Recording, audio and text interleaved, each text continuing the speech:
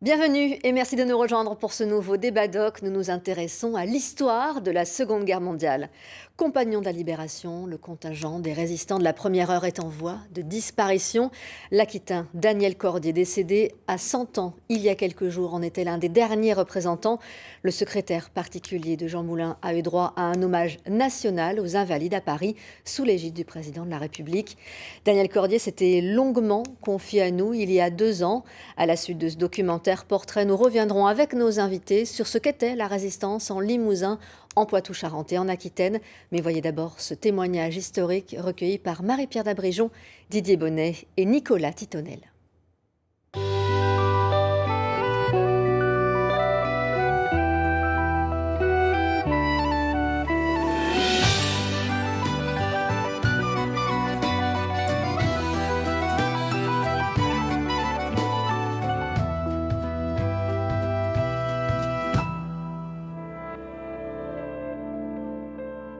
On ne savait pas son nom, mais Rex était le nom de Londres et il était très très très aimable parce que quand on était parachuté en France, celui qui vous commandait, c'était Rex.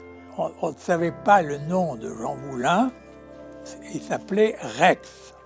Vous revenez demain matin à 7 heures, je vous garde comme secrétaire. Bonsoir. Et il a claqué la porte. Ça, c'est quelque chose dont je me souviendrai toute ma vie. On a commencé avec moi.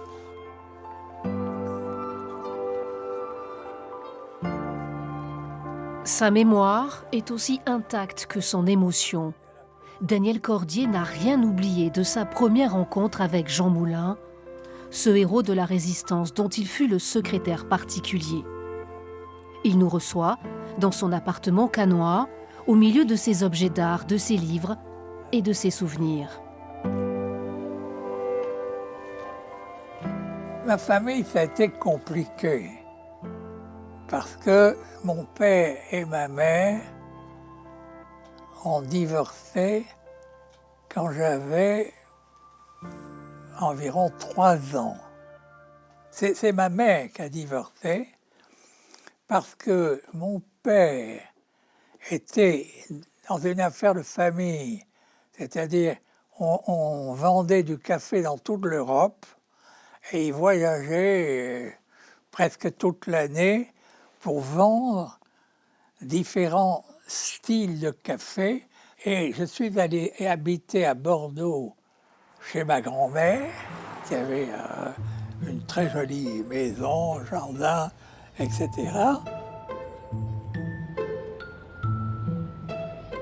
Daniel Bouijoux-Cordier est né le 10 août 1920 à Bordeaux, rue Terre-Nègre.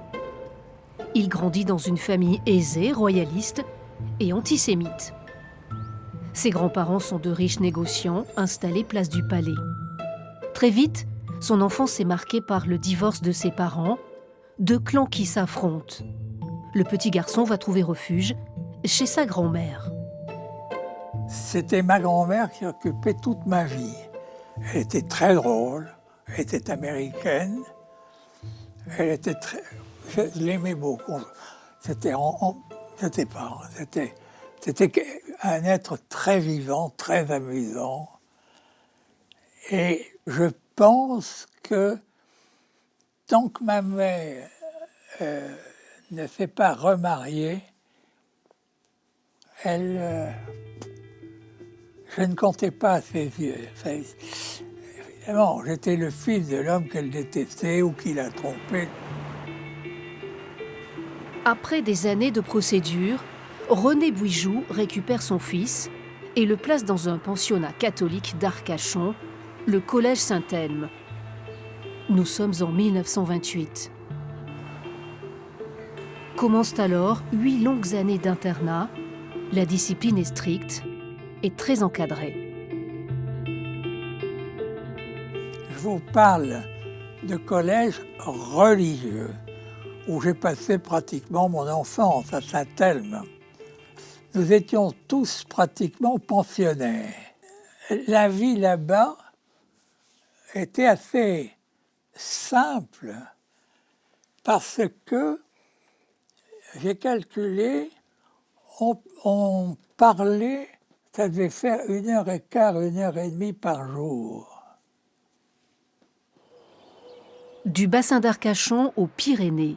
À 18 ans, Daniel Cordier se brouille avec son père. Il décide alors de se replier dans la maison familiale de Bescate, en vallée d'Ossau. Ce fut la période la plus heureuse de sa jeunesse. Ma mère s'est remariée à Pau avec un homme qui était un ancien combattant très jeune, Cordier, et qui était dans les affaires et tout ça. Quand elle s'est mariée, je ne sais pas ce qui s'est passé, mais elle m'a repris à ma grand-mère. C'est une autre vie parce que d'abord ce n'est plus Bordeaux, c'est Pau. C'est les Pyrénées parce que mon beau-père était un ancien combattant de la guerre de 14 et il avait été mutilé. Il m'a adopté après la guerre. Quand je suis revenu de 5 ans de séparation. Au fond, c'est ça la vie. C'est que quelquefois c'est très simple, d'autres fois c'est un petit peu plus compliqué. Cette existence privilégiée s'achève en 1940 avec la débâcle de l'armée française. Le 17 juin, le jeune Daniel, fervent patriote et militant d'extrême droite, se trouve à Bescate.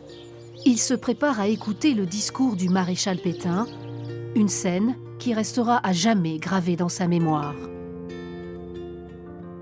Nous étions tous les trois debout devant notre radio. Nous avions une radio pick-up, mais qui était sur une commode, c'était assez grand et tout ça. Et on nous avait annoncé que Pétain devait parler à 12h30.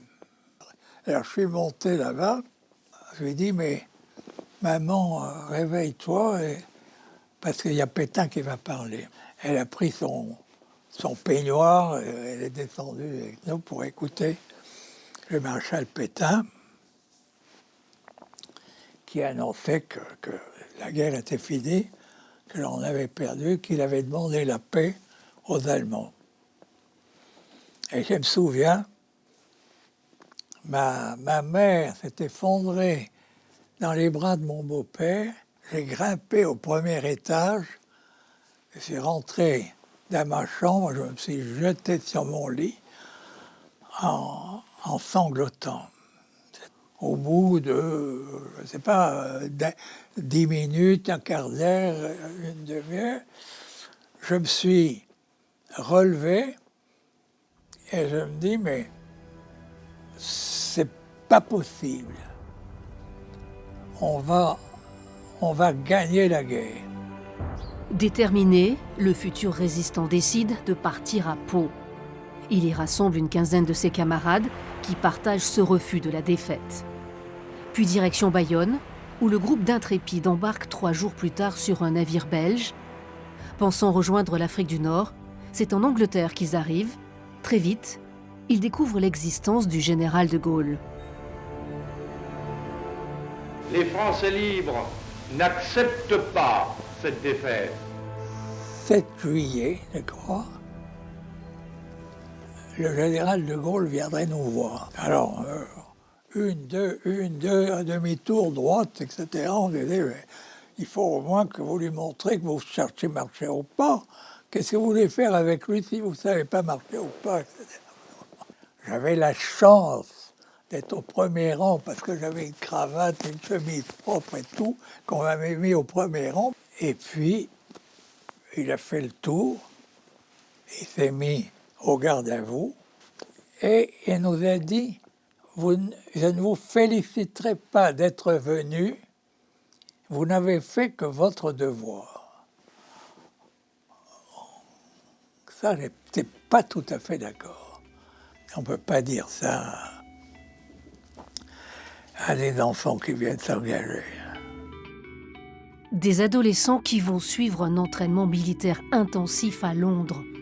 Daniel Cordier fait partie des plus motivés quand un camarade lui offre enfin la chance de sa vie. Et alors, j'ai appris, ça c'est ce qu'il m'a dit, c'est qu'il était dans les services secrets et il cherchait à recruter des gens pour être parachutés en France. Et alors, bon, je peux vous dire que je me suis arrêté devant lui, j'ai claqué les talons comme jamais dans ma vie, j'ai salué dans la perfection, enfin, je suis sûr que tout, j'étais prêt à m'enlever au ciel. La seule chose que je savais, je ne connaissais pas du tout les détails, c'est qu'on allait se battre parce qu'on quittait l'Angleterre et on allait en France. Pour moi, il fallait battre les Allemands. Ça, c'est cette idée-là que les Allemands ne nous ont pas battus, c'est nous qui devons les battre. Un mois plus tard, le jeune volontaire est engagé dans les services secrets de la France libre. Formé aux techniques de sabotage et de radio, il va apprendre à devenir un soldat, puis un espion. J'étais parachuté près de Lyon et on m'a fait venir à Lyon et je devais être le secrétaire de Georges Bidault. Je ne sais pas si c'est quelqu'un qui vous dit quelque chose, mais c'était un journaliste très connu à l'époque, etc., et qui était dans la résistance, parce que je vous parle en ce moment les gens de la résistance. Et alors, Bidault était à Lyon, et Moulin, on ne savait pas le nom de Jean Moulin, il s'appelait Rex. C'est dans cette pièce où je l'ai rencontré la première fois sans savoir ni son nom ni rien du tout, et où il m'a dit, c'est ça, il m'a souri, il m'a dit, mais est-ce que vous êtes libre à dîner ce soir? J'étais stupéfait de cette chose. J'ai dit oui, bien sûr, et tout ça. Et attendez-moi à 7 heures dans ce bistrot. Et à 7 heures, je vais dans ce bistrot.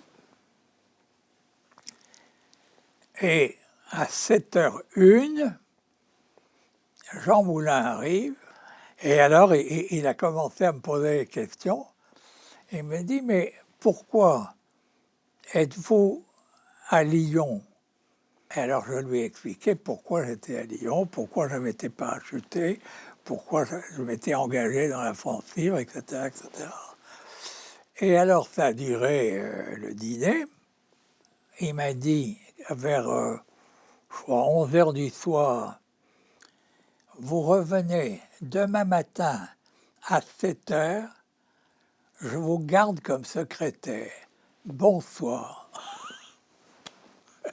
Il y avait quelque chose à l'époque, dans mon élégance, dans mon sourire, dans je ne sais pas quoi, qui faisait que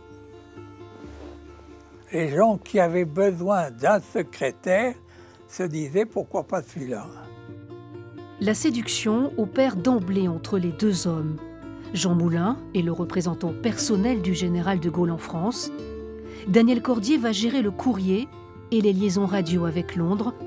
Des mois de travail dans la clandestinité. Avec Jean Moulin, il avait fait de moi, enfin théoriquement, un marchand de tableaux, quand même quelqu'un qui s'intéressait à la peinture parce que dès qu'il y avait quelque chose qui n'était pas, enfin, ou des présences ou des choses comme ça, où il y avait trop de monde et tout, instantanément, il parlait de peinture. Il parlait de Cézanne, il parlait de Renoir, il parlait de peinture, et qu'ils allaient me montrer, qu'on allait regarder ça, etc., etc. Ça montrait que c'était quelque chose qui était notre vie, à tous les deux. Mais il avait peur que nous soyons écoutés, que nous soyons entendus, etc. C'était quelqu'un de très, très prudent, très prudent. C'était un homme qui avait deux parties. Il y avait l'homme de travail, très dur, impeccable. Il fallait que tout soit fait, et bien fait. C'était beaucoup, beaucoup, beaucoup de travail. Il était très élégant. Et c'est drôle parce que c'est un homme de province, c'était une famille de Provence à côté d'Avignon. Mais il était toujours très élégant, très bien habillé. Il voulait être artiste peintre quand il avait 17 ans. Et c'est son père qui l'a obligé à être préfet. Et puis, quand il vous regardait, il avait un sourire. Vous comprenez? Parce qu'il y avait deux personnages. Il y avait l'homme qui avait une responsabilité, et ça se passait dans son intérieur. Et là, il fallait que je sois à la question. Il fallait... On avait 1 heure ensemble, on avait 2 heures ensemble, on avait 3 heures s'il y avait des choses très très importantes, etc., etc. Mais ça, il fallait que ça soit fait. Et là, c'était pas pour rire. Durant près d'1 an, Daniel Cordier sera le plus fidèle collaborateur de Jean Moulin. Jusqu'à son arrestation, en juin 1943, il n'apprendra sa mort que bien plus tard. Un jour, Meunier m'a dit que sa sœur, la sœur de Jean Moulin, lui avait dit, c'est à l'automne 1944, et elle m'a dit qu'il était mort. Et alors, bon, on ne savait pas très bien comment, etc., etc., et il a été massacré par la personne qui l'a arrêté à Lyon, qui l'a torturé. Il était très très mal. Et l'homme de la Gestapo qui l'a massacré à Lyon l'a emmené dans sa voiture, parce qu'on lui avait demandé de l'emmener à Paris. Et Jean Moulin est mort dans cette voiture. Inconsolable, Daniel Cordier vient de perdre l'homme qui a bouleversé sa vie. C'est lui qui l'a initié à la politique, aux idées et même à l'art. J'ai découvert qu'il adorait la peinture, et si bien que je me souviens qu'un jour, des mois après le travail en commun, il m'a dit un jour, mais vous verrez, quand ça sera fini, je vous emmènerai au Prado et vous verrez ce que c'est que de la peinture. Je me souviens très très bien. Et je suis allé au Prado. Et effectivement, je n'étais jamais rentré dans un musée. La peinture ne m'intéressait pas, mais j'ai découvert que c'était quelque chose de miraculeux. Et au fond, j'ai fait toute ma vie, c'est-à-dire grâce à la peinture. À la Libération, Daniel Cordier ne veut plus entendre parler de la guerre. Pas question pour lui d'être un ancien combattant.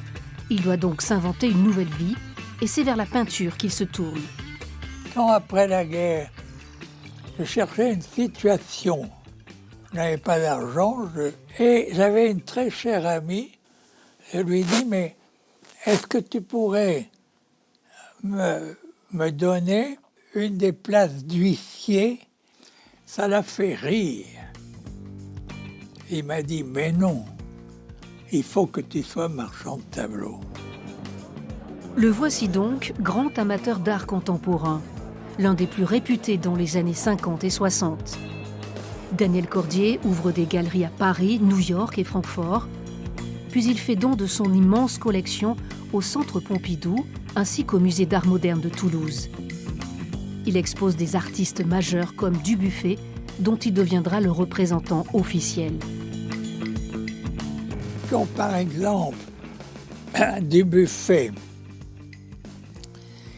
à qui j'avais été présenté, tout ça, était d'accord pour que je devienne son marchand. Il m'a dit, mais si un jour vous avez une grande galerie, c'est-à-dire de 400 mètres carrés, dites-le moi, je deviendrai votre peintre. Je voudrais avoir des artistes qui soient à moi et que je paie chaque mois et dont j'ai toute la production. Voilà, que ce soit Dubuffet, que ce soit tous ceux que j'ai eus. Le principe, je les paie chaque mois et j'ai la production de tous les mois. Voilà. Alors évidemment, j'ai pas besoin de vous dire que je suis resté marchand 8 ans et que quand j'ai fini, j'avais vendu quelques tableaux, mais enfin, j'avais des milliers de tableaux. Vous n'avez pas fait votre travail. Oh. Non, mais je regrette. Vous manipulez toujours les témoignages. Et il faut tout de même le dire ce soir. En 1977, l'ancien secrétaire sort de son silence, choqué par les propos qu'il vient d'entendre sur un plateau de télévision. Henri Freinet, chef du mouvement Combat, vient d'accuser Jean Moulin d'avoir été un agent soviétique. Daniel Cordier se lance alors dans l'exploration méthodique des archives de son ancien patron, attaqué de toutes parts. C'est le livre de Freinet. Ce petit livre qui est paru, il me l'a donné. C'était très court, c'était peut-être 150 pages, 200 pages, mais c'était une attaque misérable contre Moulin. Il disait que parmi la fin des accusations qu'il fait, il dit que peut-être il est juif, peut-être il est... Enfin, etc. Enfin, il y a quelque chose de... C'est mal. Mais ce n'est pas possible de l'entendre parce que c'est du mensonge. Ce n'est pas vrai. Ce qu'il dit sur Jean Moulin à la fin de son livre, vous pouvez feuilleter son petit livre, etc. Vous avez, je crois que c'est les 2 ou 3 dernières pages où il dit que Jean Moulin, etc. Enfin, c'est ça qui m'a obligé à écrire ce livre. Là, vous êtes devenu l'historien biographe de Jean Moulin. Absolument, mais parce que j'ai dit, mais écoutez, vous n'avez qu'à faire les historiens, mais les gens m'ont dit, mais l'historien, c'est toi. Il n'y a que toi qui peux faire ce livre sur Jean Moulin. Daniel Cordier publie une monumentale biographie de Jean Moulin. Il écrit aussi ses mémoires de guerre et dévoile avec franchise ses erreurs de jeunesse. Comme celle d'avoir été antisémite, il se souvient parfaitement du jour où il en a pris conscience. La scène se passe à Paris, sous l'occupation. Je vois sur le côté gauche un homme et son fils avec l'énorme pancarte juif.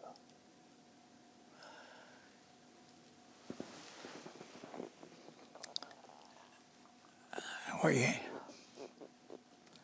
quand je me souviens de ça, j'ai envie de les embrasser tous les deux. C'était Et vous voyez, j'ai des larmes aux yeux. Ça a été un des plus grands chocs de ma vie. Parce que nous, j'étais antisémite, j'étais les juifs. Et là, ces hommes, ce père et son fils, qui étaient des Français comme moi, comme nous tous. À 97 ans, il est l'un des derniers compagnons de la Libération encore en vie. Un homme que rien ne prédestinait à suivre le chemin de la résistance. C'est le hasard qui m'a donné une toute autre vie. Toute autre vie. Ouais. Mais je ne regrette pas. Non. Si c'était à recommencer, je ferais exactement pareil tout ce que j'ai fait. Ça, je peux vous l'assurer.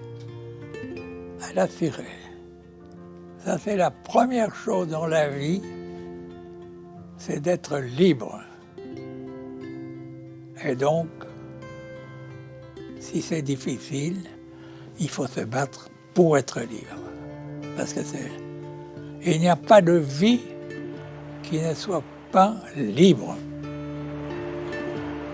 Singulière trajectoire que celle de Daniel Cordier, ce résistant de la première heure. Un combattant de la liberté qui a su toute sa vie rester fidèle à la mémoire de Jean Moulin.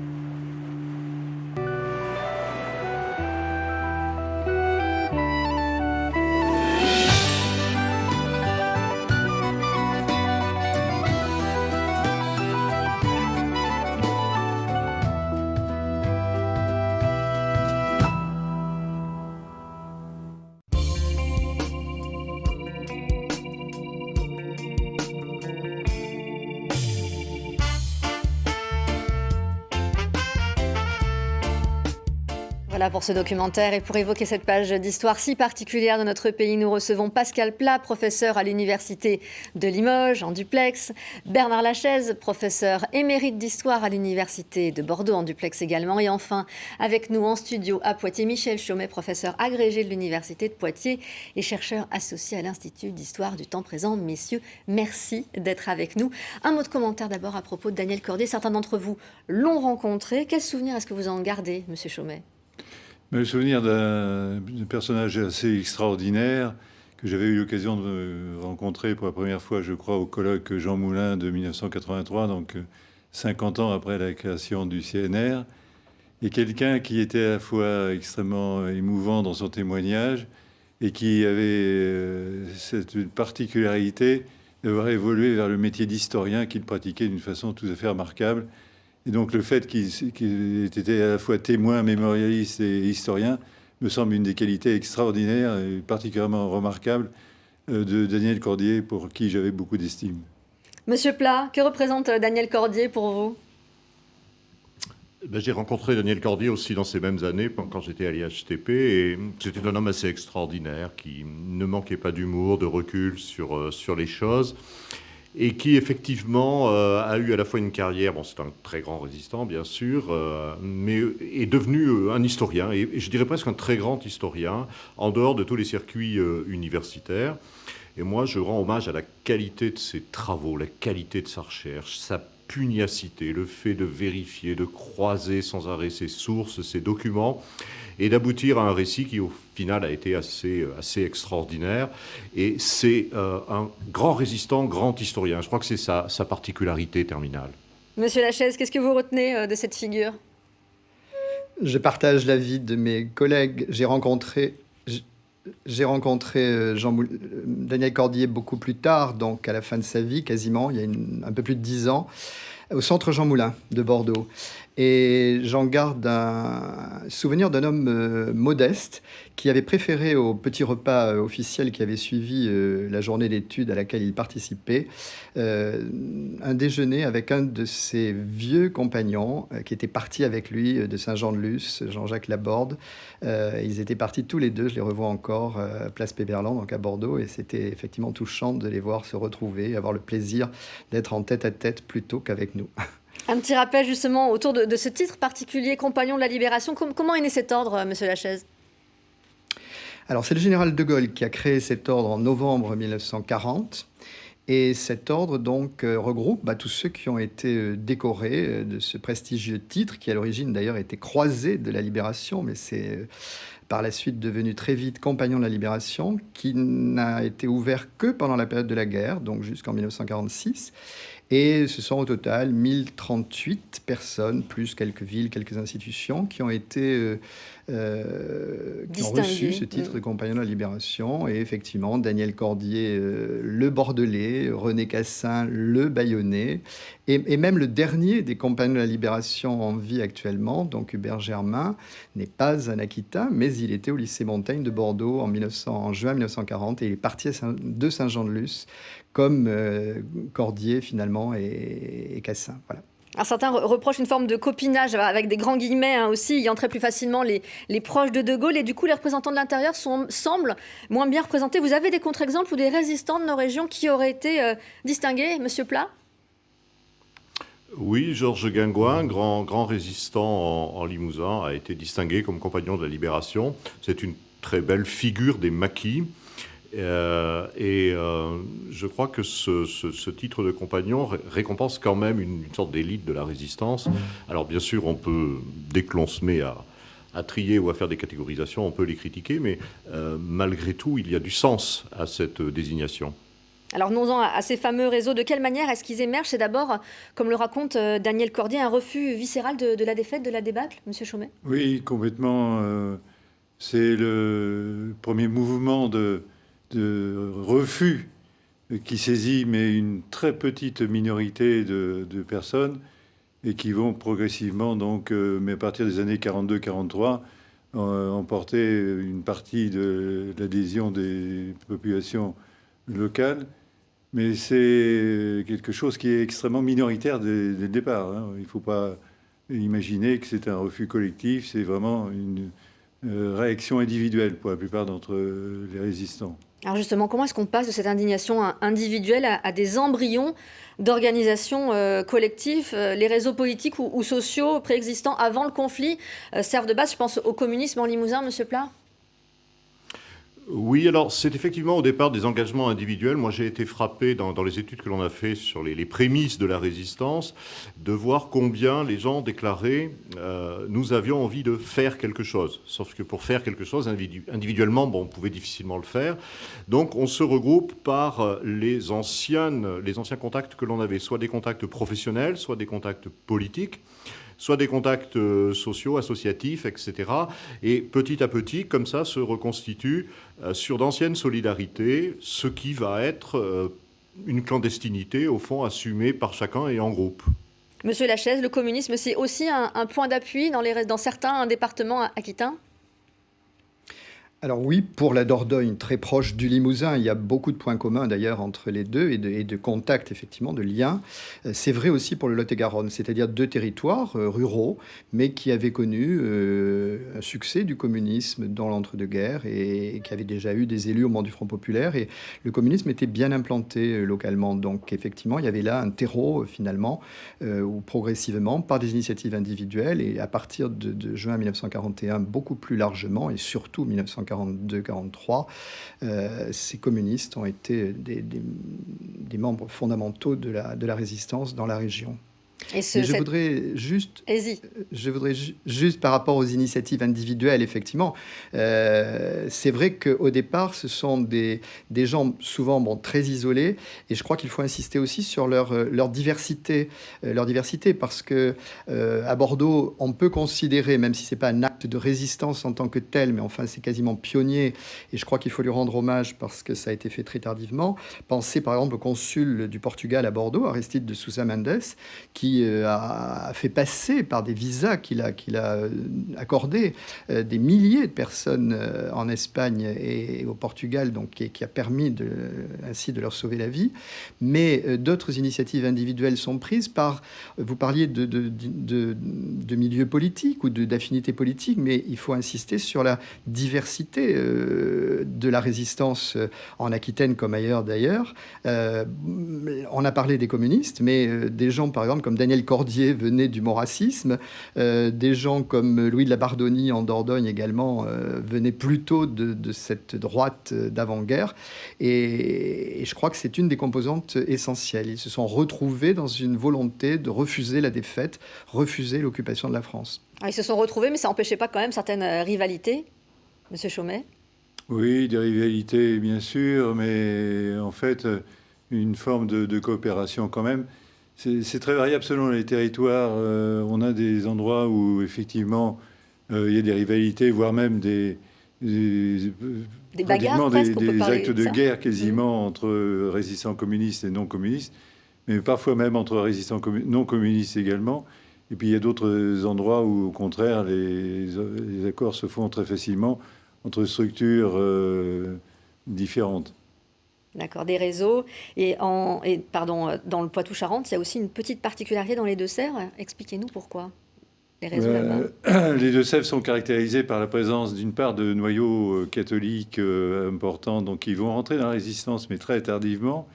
Et puis il y a surtout dans le sud du département une zone protestante importante, un bloc protestant qui déborde sur le sud de la Vienne d'ailleurs, où là la résistance prend une forme tout à fait particulière que j'ai tendance à appeler résistance de sauvetage, parce qu'il s'agit en fait d'un véritable réseau informel de pasteurs protestants qui vont cacher notamment les juifs et les réfractaires du STO, ceux qui refusent donc de travailler pour les Allemands. Ça tient aussi un petit peu à la géographie du Poitou-Charentes, qui est une terre de passage. Terre de passage dans laquelle, effectivement, on vient se réfugier, ou on vient chercher éventuellement des appuis, des armes et de quoi, en quelque sorte, développer son action. Mais c'est vrai que la présence de ce noyau protestant est quelque chose de très original dans la région Poitou-Charentes. Et outre ces différences politiques dont on vient de parler, et religieuses, il y a aussi la proximité du littoral atlantique qui joue, Monsieur Lachaise. Oui, c'est une des particularités de Poitou-Charentes et de la région Aquitaine. C'est fondamental parce qu'il y a la ligne de démarcation. Il ne faut pas oublier quand même que depuis le 25 juin, enfin, conséquence de l'armistice, la France s'est coupée en deux là, par cette ligne de démarcation, et l'Aquitaine en particulier, puisque le seul département qui n'est pas traversé par cette ligne, c'est le Lot-et-Garonne, mais tous les autres le sont. Et la façade atlantique est donc occupée par les Allemands, parce que pour eux, c'est fondamental sur un plan militaire, stratégique. Bordeaux, évidemment, et ça a des conséquences. Ça rend la résistance beaucoup plus difficile, mais en même temps, elle est provoquée aussi par cette occupation, et notamment à Bordeaux par l'importance du port de Bordeaux, qui comptait beaucoup pour les Allemands, mais où les résistants, et très tôt, ont des agents, enfin je pense à Jean Fleuret ou à Gaudin par exemple, Marie-Ange Gaudin dans le cas du port de Bordeaux, qui se sont activés pour fournir des renseignements à la résistance, enfin aux Alliés, et parallèlement évidemment, les Allemands ont consolidé fortement leur présence sur cette façade atlantique, avec évidemment le mur de l'Atlantique à partir de 1943, et la construction notamment à Bordeaux aussi de cette base sous-marine colossale qui était destinée à éviter donc un débarquement ou à éviter des opérations alliées dans la région.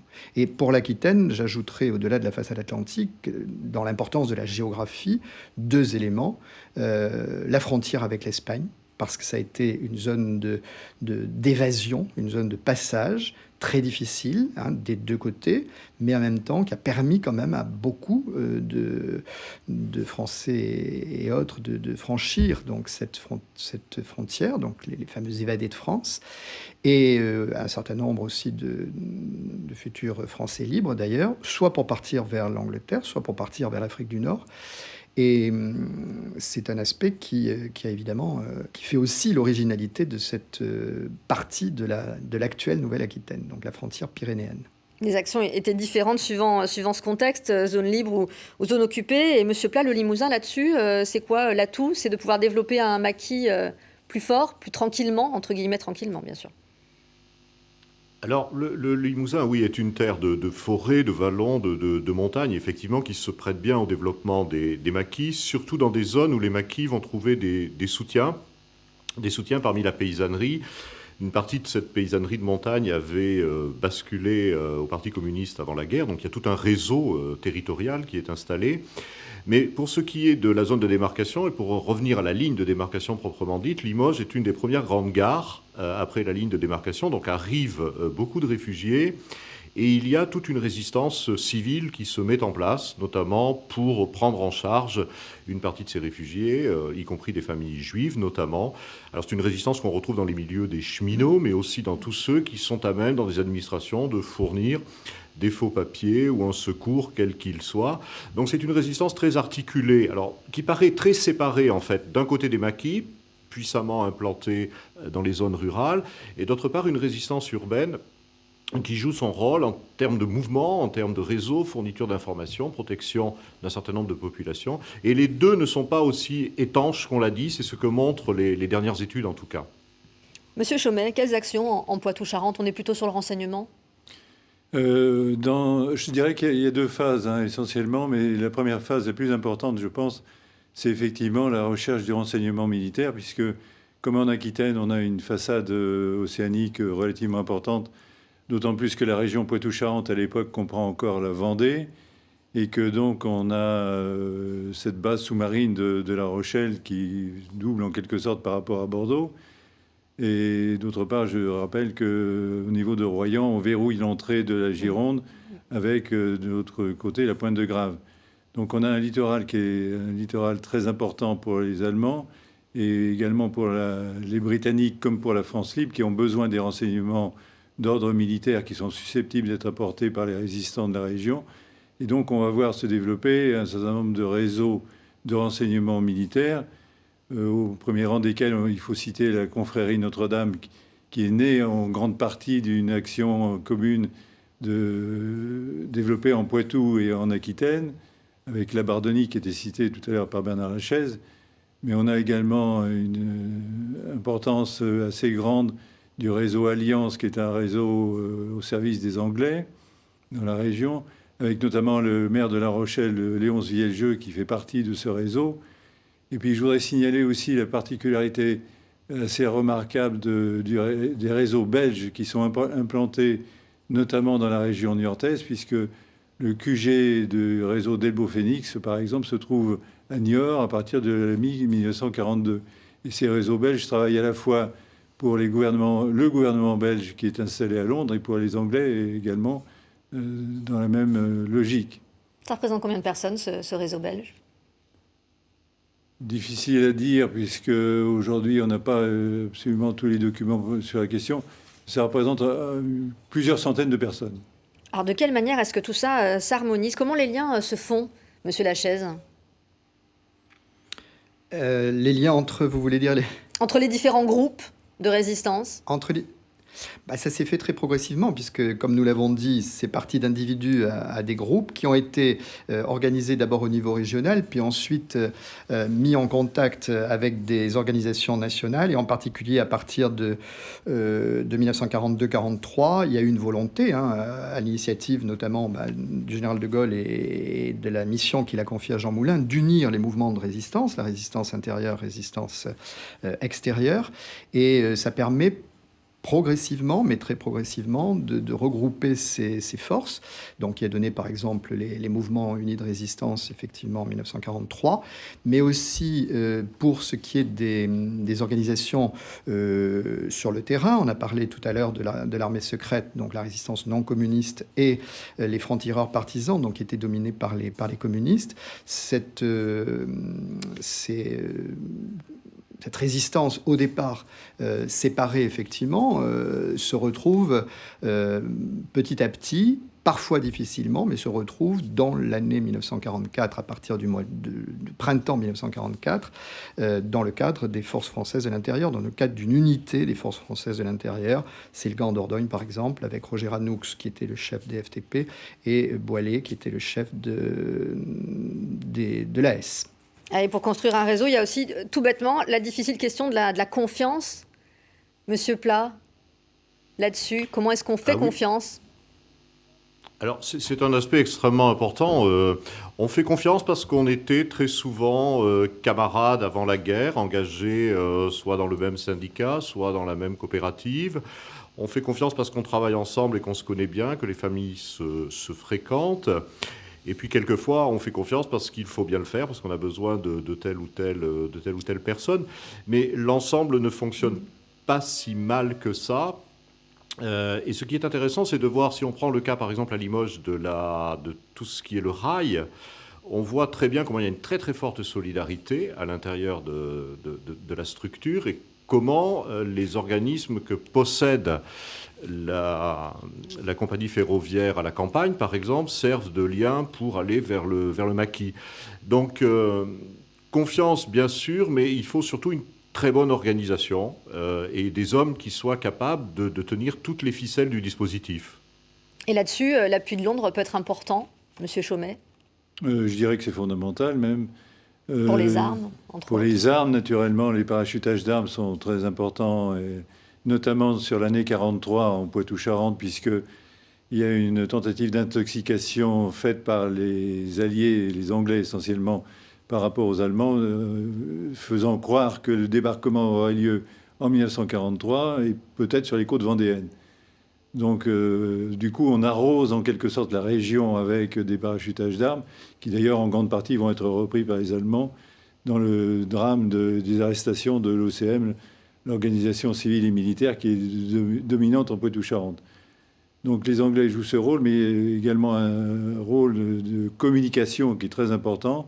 Les renseignements qui sont recueillis dans la région doivent aller à Londres, naturellement. Il y a de nombreuses filières de transmission d'informations, soit par radio, soit par courrier, qui sont très importantes à cette occasion. Et je voudrais signaler, par exemple, aussi la présence, ou plus exactement l'expérimentation qui a été faite en Poitou-Charentes, et notamment en Deux-Sèvres, à Périgné, de ce qu'on appelle le mail pick-up, qui est une possibilité de ramassage de courrier en valise directement par avion, sans que l'avion ne se pose sur le sol. Ça a été expérimenté ici dans cette région, et ça a été repris ensuite dans d'autres régions. Donc vous voyez que la communication et la liaison avec les Anglais est quelque chose d'absolument fondamental. Je voudrais aussi rappeler que Daniel Cordier, dans certaines de ses conférences, rappelait que finalement, la chose la plus importante, ce n'était pas les Anglais, c'était la France libre, c'était l'argent, et que la distribution d'argent jouait un rôle absolument capital dans l'organisation de la résistance. Alors, et de combien de combattants parle-t-on, Monsieur Lachaise? De quels critères se servent les historiens pour cela? Alors c'est très difficile effectivement parce que par définition il n'y a pas de statistiques et d'archives tenues à cette époque-là sur la quantité de résistants. Les historiens utilisent un critère principalement qui est l'attribution de la carte de combattants volontaires de la résistance, les CVR. Et à partir de là, ce sont les cartes donc, qui ont été demandées par des résistants après la guerre.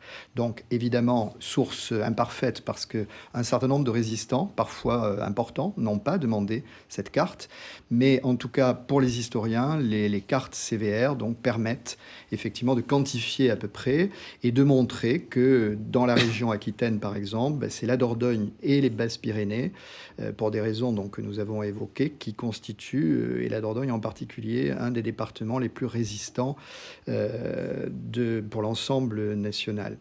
Alors, certains historiens estiment qu'il y a eu en France entre 200 000 et 300 000 combattants réels. C'est entre 1 et 1,5% de la population de l'époque. Quel est le paysage en Limousin là-dessus, Monsieur Plat? Il y a une évolution aussi chronologique, j'imagine, au fur et à mesure de la guerre, de plus en plus nombreux? Oui, alors la question des chiffres, c'est une question très délicate parce qu'on dispose effectivement de sources telles que les cartes CVR ou bien des états qui ont été faits à la Libération, je pense aux états du colonel Labarre de Nanteuil. Mais au fond, moi, ce qui m'importe, c'est de voir comment, à partir d'un certain nombre de combattants, alors on va dire proprement dit, il y a par extension toute une série de personnes impliquées. Et c'est ça la force de la résistance. Si l'on prend par exemple les maquis en Limousin ne fonctionnent pas sans toute une série de complicités dans le monde rural, dans les petits bourgs et les petites villes. Et c'est la même chose en ville pour les réseaux et pour tout ce qui est les mouvements. Et c'est toute cette ampleur de la résistance que l'on voit mal encore aujourd'hui, que l'on a du mal à prendre en compte parce que c'est très difficile à établir, qui doit être considéré. Mais les chiffres globaux, effectivement, ne veulent pas dire grand-chose. Au fond, tout dépend comment on les appréhende, si on les appréhende sur des statistiques de cartes de combattants, ou si on prend justement cette extension que je préconise pour savoir qui est impliqué.